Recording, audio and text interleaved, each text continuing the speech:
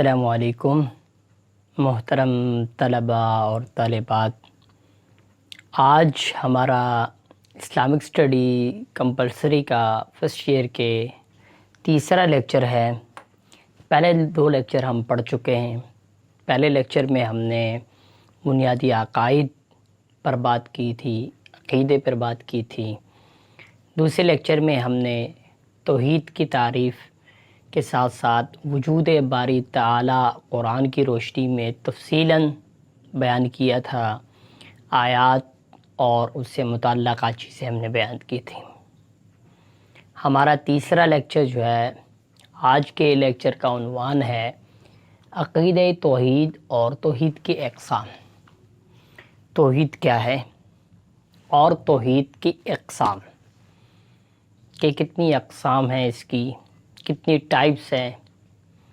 توحید کی definition already ہم پڑھ چکے ہیں، دوبارہ دیکھیے ذرا۔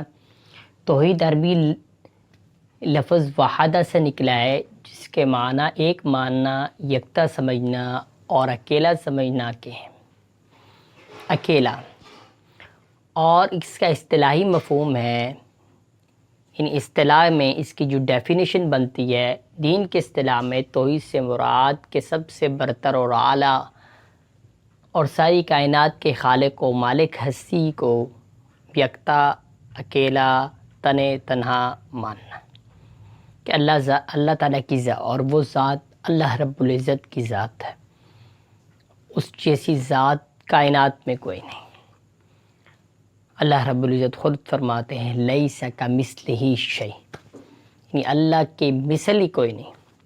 تو اس کی اس مالک ہستی پر یقین رکھنا، ایمان لے کے آنا، ذات میں، صفات کے تقاضوں میں 3 بنیادی اقسام اس کی ذکر ہوتی ہیں۔ اس پر ہم بات کر چکے ہیں ڈیٹیل لاسٹ لیکچر میں۔ اب آگے چلتے ہیں توحید کی اقسام کی طرف۔ توحید کی بنیادی طور پر بیسیکلی جب اس کو ڈیوائیڈ کیا جاتا ہے، اور آپ کی بک نے جو اس کی ڈویژن کی ہے وہ 3 طریقے سے کی ہے۔ نمبر 1، توحید فی الذات، یعنی ذات میں توحید۔ نمبر 2، توحید فی الصفات، صفات میں توحید۔ نمبر 3، صفات کے تقاضوں میں توحید۔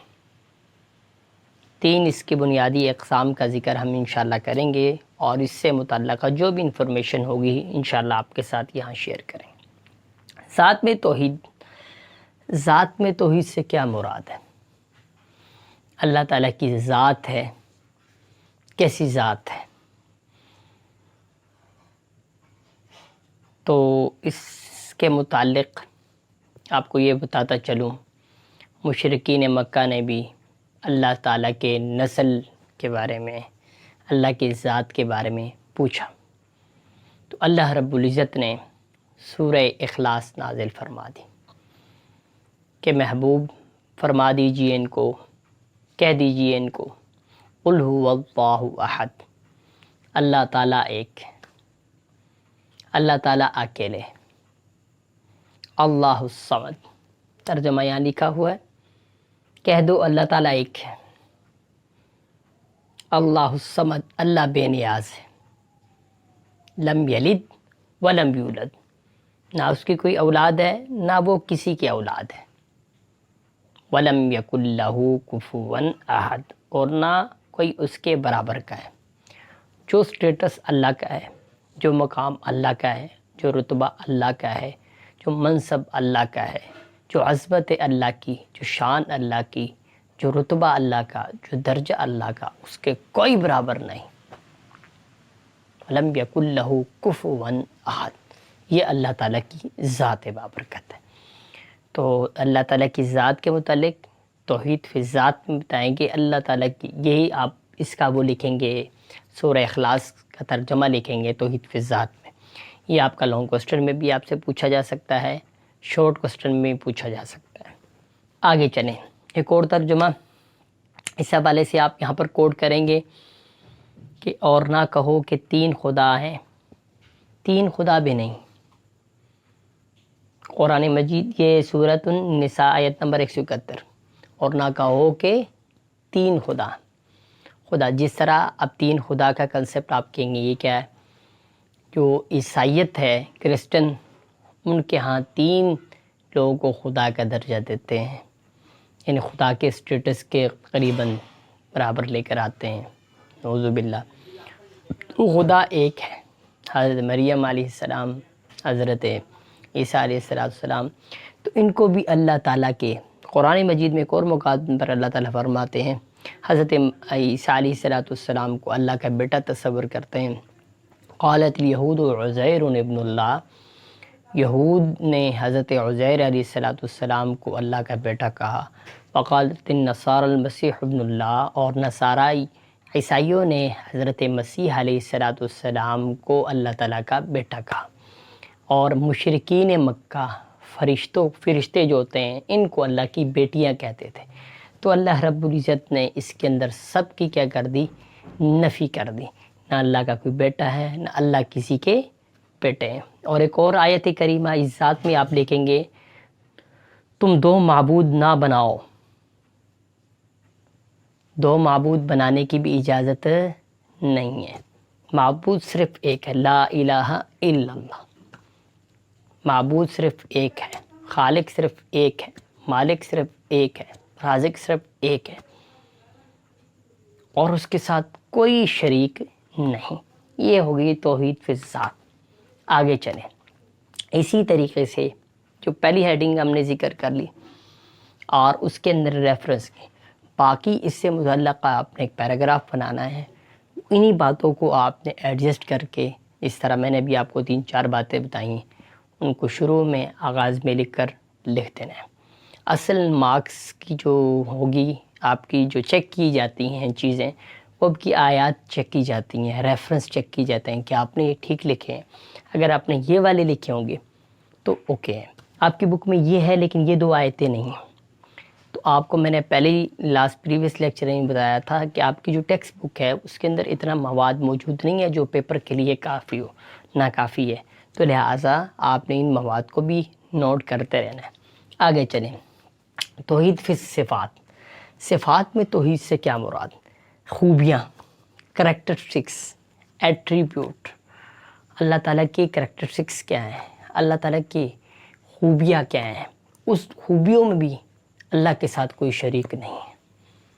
اللہ جیسے بادشاہ ہیں ویسا کوئی بادشاہ نہیں، اللہ جیسے سمیع ہیں، سننے والے ہیں، ایسے سننے والا کوئی نہیں، اللہ بصیر ہے ایسا بصارت والا کوئی نہیں، اللہ خالق ہے اللہ جیسا خالق کوئی نہیں، اللہ مالک ہے اللہ جیسا کوئی مالک نہیں ہے۔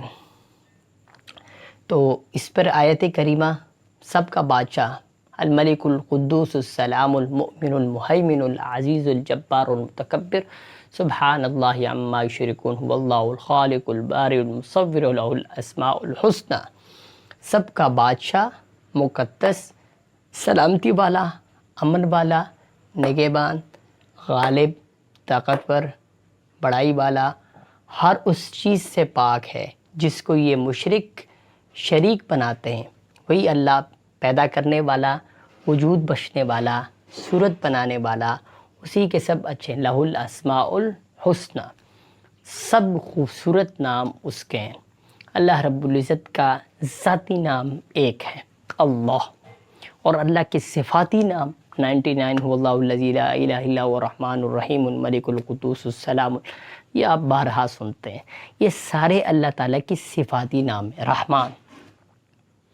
اور اس کے بعد آگے چلیں، ایک اور آیت کریمہ دیکھیں کہ اللہ تعالیٰ کی خوبیوں میں اللہ تعالیٰ ہر چیز پر، صفات میں ہر چیز پر قدرت رکھتے ہیں۔ ان اللہ علی کل شیء قدیر، اللہ جیسی قدرت کسی کے پاس نہیں، اللہ جیسی طاقت کسی کے پاس نہیں، اللہ جیسا کنٹرول کسی کے پاس نہیں، اللہ جیسی پکڑ کسی کے پاس نہیں۔ اور اس کے بعد ایک اور آیت کریمہ، اللہ کے سوا کوئی معبود نہیں، اللہ الذی لا الہ الا هو، یہ بھی کہہ سکتے ہیں یہاں پر اللہ کے سوا کوئی معبود نہیں اور ہمیشہ قائم رکھنے والا ہے۔ الف لام میم، اللہ لا الہ الا هو الحی القیوم، الف لام میم، اللہ لا الہ الا ہو، اللہ کے علاوہ کوئی معبود نہیں، والحی القیوم، یہ سورہ آل عمران میں بھی اور سورۃ بقرہ میں بھی آیت الکرسی کا بھی یہ حصہ ہے، اور سورہ آل عمران کی آیت نمبر 2 میں بھی یہ ذکر ہوتا ہے کہ اللہ کے علاوہ کوئی معبود نہیں، وہ زندہ اور ہمیشہ قائم رہنے والا الحی القیوم۔ تو یہ الحی، کوئی کل نفس ذائقۃ الموت، اللہ کے علاوہ جتنی بھی مخلوقات ہیں سب کے سب کو موت کا مزہ چکھنا ہے، لیکن اللہ کی ذات کو موت کبھی نہیں آئے گی، تو یہ ہمیشہ قائم رہنے والا صفات۔ اب اللہ کی ذات اتنی زبردست، اللہ کی صفات اتنی اعلیٰ، تو پھر صفات کے کچھ تقاضے بھی ہیں، کچھ ڈیمانڈ بھی۔ چائے پئیں گے آپ، اگر آپ بھی چائے پیتے ہیں اس حوالے سے تو آپ بنا سکتے ہیں اور پی سکتے ہیں گھر میں، لیکن ابھی نہیں، ابھی آپ لیکچر پڑھیں، بعد میں چائے بنائیے گا اور پیئے گا۔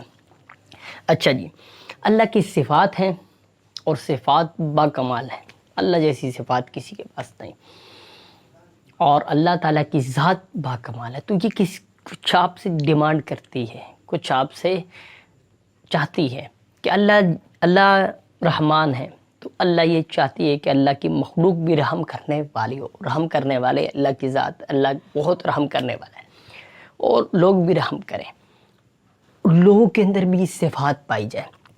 اور صفات کا تقاضا یہ ہے کہ اللہ کی ہی صرف عبادت کی جائے، اللہ کے علاوہ کسی کو معبود نہ بنایا جائے، اللہ کے علاوہ کسی کو خالق نہ بنایا جائے، اللہ کے علاوہ کسی کو رازق نہ بنایا جائے۔ سب مدد کا مرجع اور مولا جو ذات ہے وہ صرف اللہ رب العزت کی ذات ہے، یعنی مدد مانگے تو صرف کس سے؟ اللہ تعالیٰ سے مدد مانگی جائے۔ کہ توحید فی صفات کے تقاضوں میں، اور ہم نے جنوں اور انسانوں کو صرف اپنی عبادت کے لیے پیدا کیا، یعنی اللہ رب العزت کہتے ہیں کہ جن اور انسان عبادت صرف اللہ کی کیجیے، تقاضا یہ ہے، اتنی زبردست ذات ہے تو عبادت صرف اس کی کی جائے۔ ہاں اگر کسی شخص کے ساتھ محبت ہے، وہ بھی اللہ کی رضا کے لیے ہو تو بھی عبادت ہوگی، کسی سے نفرت ہے تو بھی اللہ کی رضا کے لیے تو عبادت ہوگی۔ من احب للہ وابغض للہ واعطى للہ ومنع للہ فقد استکمل الایمان۔ من احب للہ، جو شخص اللہ کے لیے محبت کرے، وابغض للہ، اور جس نے محبت کے اللہ کے لیے، جس نے نفرت کے اللہ کے لیے، جس نے کسی کو کچھ عطا کیا اللہ کے لیے، کسی کو کچھ عطا کرنے سے روکا اللہ کے لیے، فقد استکمل الایمان، اس کا ایمان کیا ہو گیا؟ مکمل ہو گیا۔ تو جو بھی کام کاج ہے اس کا مرجع اور مقصد اللہ کی رضا ہو، تو یہ اللہ کی ذات کا تقاضا ہے، صفات کے تقاضے ہیں کہ ہم صرف اور صرف اللہ کے ساتھ لو لگائیں، اللہ کے ساتھ مضبوطی کے ساتھ تعلق قائم کریں۔ توحید کے حوالے سے قرآن مجید میں بہت ساری پوائنٹس ڈسکس ہوئے ہیں، کچھ ہم پہلے بھی کر چکے ہیں۔ وجود باری تعالی میں پہلی بات ذات واحد، ابھی ادھر بات کی کہ اللہ جیسا کوئی نہیں ہے، لیس کمثلہ شیء، اللہ کی مثال کوئی نہیں، یہ بھی آگے آئے گا جی۔ پہ مثال ذات، لیس کمثلہ شیء، اللہ کی کوئی مثال نہیں، واحد ذات ہے، یعنی اللہ جیسی کوئی اور ذات نہیں، خالق کائنات ہیں۔ ان فی خلق السماوات، تخلیق کرنے والے زمین آسمانوں کون ہیں؟ اللہ کی ذات ہیں، بے مثال ذات ہیں۔ یہ اس کی ہیڈنگز آپ نے دیکھنی ہے قرآن مجید۔ اچھا یہ ہیڈنگ میں نے آپ کو 3 یہ لکھی ہوئی ہیں۔ پہلی ہیڈنگ یہاں پر ہے، توحید کے اقسام، ذات میں توحید، صفات میں توحید، صفات کے تقاضوں میں، یہ 3 الگ ہیں۔ یہ چونکہ ایک بار میں ڈسکس کر چکا، اب یہاں پر آگے اور ہیڈنگ شروع ہو گئی۔ ذات واحد، خالق کائنات، بے مثال ذات، یعنی اس کی کوئی مثال نہیں، اس کی مثل کوئی شے نہیں، لیس کمثلہ شیء، اس جیسی کوئی شے نہیں۔ معبود واحد، اللہ تعالیٰ کی عبادت کرو اور اس کے ساتھ کسی کو شریک نہ بناؤ، اللہ کی عبادت کرو، اللہ تعبدوا الا ایاہ، وہاں بھی یہ ذکر ہوا ہے جہاں پہ والدین کا اطاعت کا ذکر ہوا ہے، وَقَضَىٰ رَبُّكَ أَلَّا تَعْبُدُوا إِلَّا إِيَّاهُ وَبِالْوَالِدَيْنِ إِحْسَانًا۔ یہاں بھی یہ سورۃ النساء کی آیت نمبر 36 ہے، اس کا بھی یہ مفہوم ترجمہ ہے کہ اللہ کی عبادت کرو اور اس کے ساتھ کسی کو شریک نہ بناؤ، اللہ کے ساتھ کسی کو شریک بنانے کی اجازت ہرگز نہیں ہے۔ آگے چلیں ذرا، یہاں تک ہو گئی قرآن کی روشنی میں. اب ہم توحید حدیث کی روشنی میں دیکھتے ہیں. چند حدیث ہیں، اس کو بھی آپ دیکھ لیں.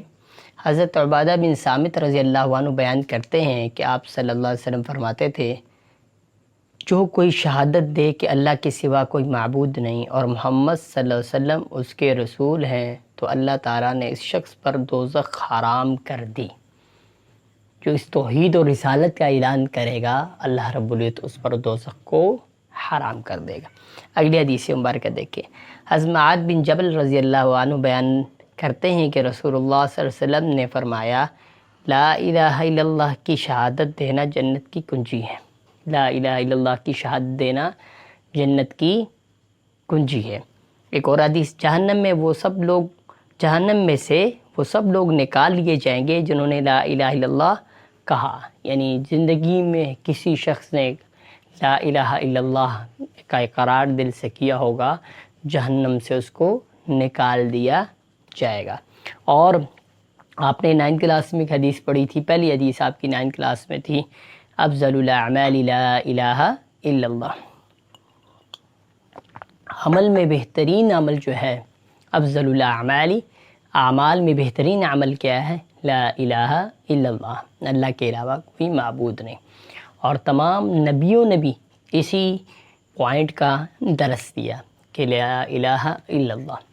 لاسٹ لیکچر بھی میں آپ کو ڈسکس کر چکا ہوں کہ تمام انبیاء علیہ السلام کی کلمے کے 2 جز ہوتے ہیں، پہلا جز توحید، دوسرا رسالت. تو یہ توحید کا ہم نے ذکر آج یہاں مکمل کر لیا. اب اگلا جو ہمارا لیکچر ہوگا وہ شرک پر ہوگا، اور اس کے بعد توحید کے اثرات پر. شرک اور اس کی اقسام ہم ڈسکس کریں گے، اور توحید کے اثرات انسانی زندگی پر کیا ہوتے ہیں اس کو انشاءاللہ اگلا شرک پر ہوگا، اس سے اگلا جو ہے وہ توحید کے اثرات پر. تو آپ لوگوں سے یہ درخواست ہے کہ آپ لوگ اس کو نوٹ کریں اور لکھیں، اپنے پاس پوائنٹ اس کے بنائیں، اس کو نوٹس کریٹ کریں. یہ آپ کو بہت ساری کتابوں سے جب آپ نوٹس اکٹھے کریں گے، بہت سارے نوٹس آپ کو ملیں گے، اس میں سے یہ چیز آپ نکالیں گے. تو یہ چیزیں میں نے آپ کے لیے بڑی محنت اور مشقت کر کے آپ کے کام کو آسان کرتے ہوئے آپ کے لیے ایک گلدستہ آپ کے لیے پیش کر دیا ہے. تو اس کو آپ اس سے فائدہ اٹھائیں اور اس کو یاد کریں، لکھیں، اپنے پاس اس کو تحریر کریں. اور ہمارا یہ چینل جو آپ کے سامنے ہے، آپ دیکھ رہے ہیں، تو اس کو بھی آپ HEC TV حیدری ایجوکیشنل کلب کے نام سے جو ہے بنایا ہم نے، اس کو بھی سبسکرائب کریں اور اوروں کے ساتھ بھی شیئر کریں، تاکہ یہ نالج اور لوگوں تک بھی جائیں، وہ بھی مستفید ہو سکیں. صرف آپ ہی نہ مستفید ہوں، باقی لوگ بھی مستفید ہوں. جزاکم اللہ، السلام علیکم ورحمۃ اللہ. آپ دیکھ لیں اس کو.